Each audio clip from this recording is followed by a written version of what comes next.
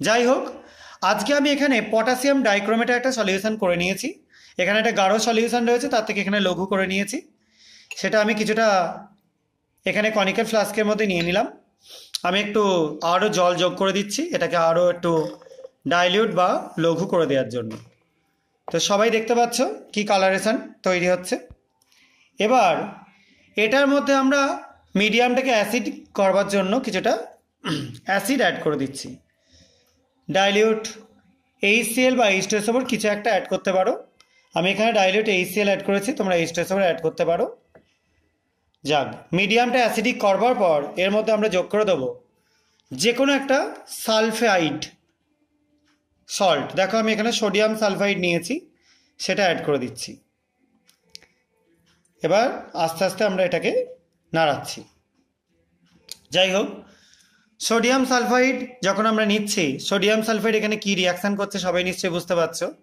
যেহেতু অ্যাসিডিক মিডিয়ামে sodium sulphide পড়েছে, সেই জন্য এখান থেকে H2S গ্যাস তৈরি হবে।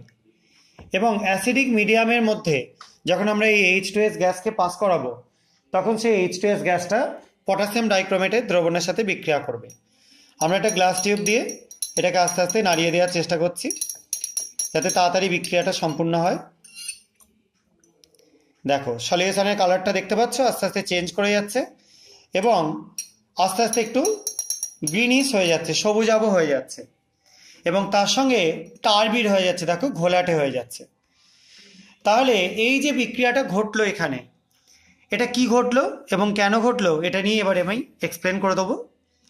মেনলি আমরা এখানে যখন নিয়েছিলাম প্রথমে, সেখানে ছিল কি পটাশিয়াম ডাইক্রোমেট সলিউশন K2Cr2O7। সেটা অ্যাসিডিক মিডিয়ামে Na2S দিয়েছিলাম, তার সাথে রিয়াকশান করে H2S তৈরি হয়েছে।